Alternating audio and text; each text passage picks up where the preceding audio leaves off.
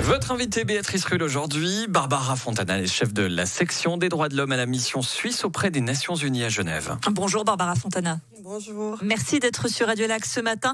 Cette 45e session des droits de l'homme débute donc lundi prochain à Genève. Très rapidement pour les auditeurs qui nous écoutent et qui ne sont pas toujours au fait de la diplomatie internationale, qu'est-ce que c'est exactement ce Conseil des droits de l'homme qui siège à Genève ?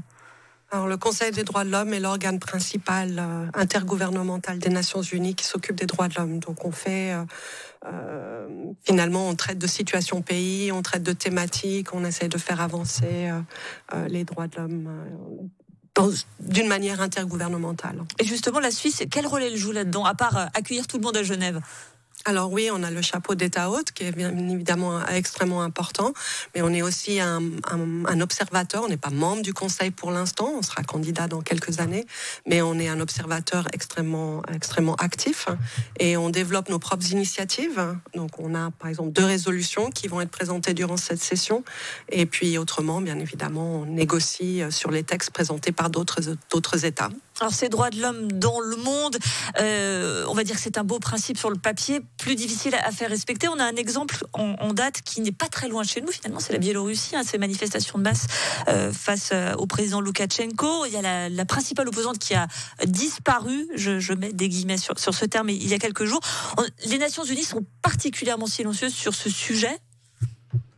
Non, je ne pense pas qu'il soit nécessairement silencieux. Il y a quand même eu plusieurs communiqués de presse récemment qui ont été publiés par le Haut-Commissariat, que ce soit la Haute-Commissaire aux droits de l'homme elle-même ou bien des procédures spéciales. Et bien évidemment, le Bélarus est déjà à l'agenda du Conseil. Il y a un rapporteur spécial, un mandat.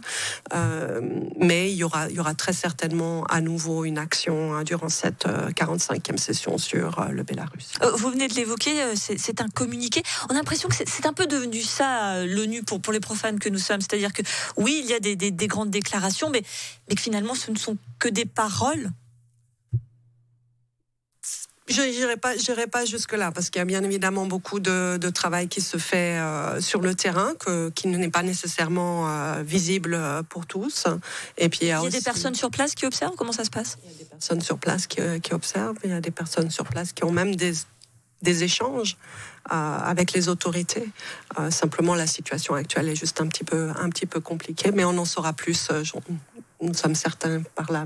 Au commissaire fera une mise à jour le 14 septembre et donc Michel Bachelet, l'ancienne présidente du Chili qui, par son histoire, connaît bien l'importance des droits de l'homme. Les droits de l'homme, justement, c'est vrai que c'est une belle notion. On a l'impression parfois qu'elle s'efface un petit peu au profit des droits de l'économie. On pense notamment à la Chine qui, peut-être d'un point de vue occidental, n'est pas considérée comme un grand défenseur des droits de l'homme, mais on ne dit pas grand-chose parce que c'est une grande puissance économique. C'est quand même compliqué d'arriver à peser ces deux choses-là en même temps.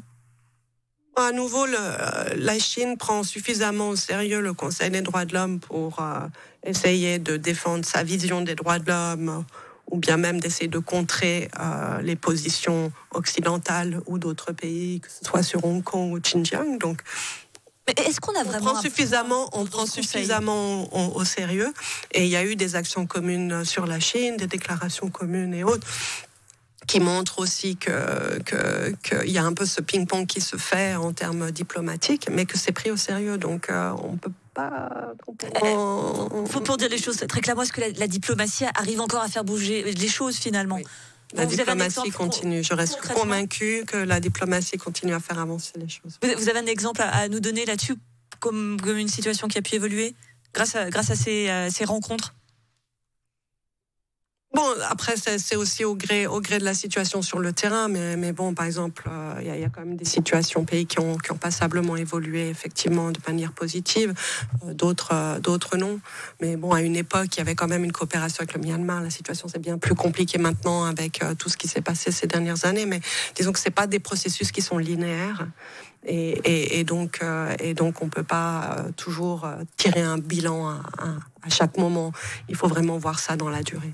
Vous faites partie de ce qu'on appelle cette Genève internationale. Alors pour nous, Genevois classiques, on a l'impression que c'est parfois un monde un peu qui se juxtapose au nôtre. Vous avez cette impression un petit peu que la Genève internationale ne se mêle pas finalement à la vie des Genevois habituellement ? C'est effectivement quelquefois l'impression, parce que on fait les choses au Palais des Nations, on est coincé au Palais des Nations, on négocie au Palais des Nations, on prend notre café au Palais des Nations.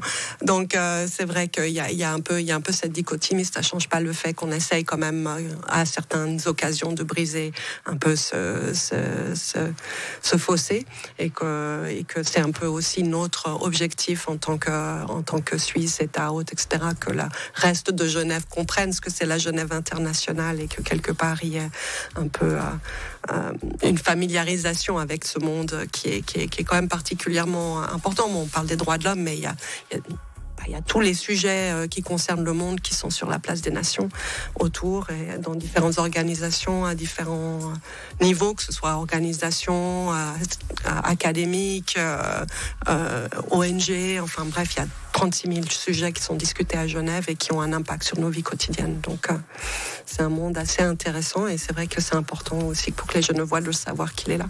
Et on a la chance de l'accueillir très brièvement. Qu'est-ce que ça apporte à la Suisse d'accueillir cette section des Nations Unies à Genève? On rappelle, c'est une vraie spécificité pour notre pays. Qu'est-ce que ça nous apporte en plus finalement? Ça nous donne une certaine aura, dans le sens aussi où c'est le siège européen. À l'heure actuelle, on est parmi les seuls qui travaillons d'ailleurs, qui avons repris les réunions formelles. Malgré la Covid-19, et puis ça nous donne aussi la possibilité de faire rayonner à la fois la ville de Genève, les compétences qui sont ici, et puis la Suisse de manière plus générale. Merci beaucoup Barbara Fontana, chef de la section des droits de l'homme à la mission suisse auprès des Nations Unies à Genève. Bon courage à vous, puisque demain, jeune Genevois, mais vous travaillez. C'est aussi ça la Genève internationale. C'est trop près de la session pour prendre congé, pour être parfaitement honnête. Et cette session qui débute donc lundi jusqu'au 6 octobre. Merci d'avoir été sur Radio Lac ce matin. Merci.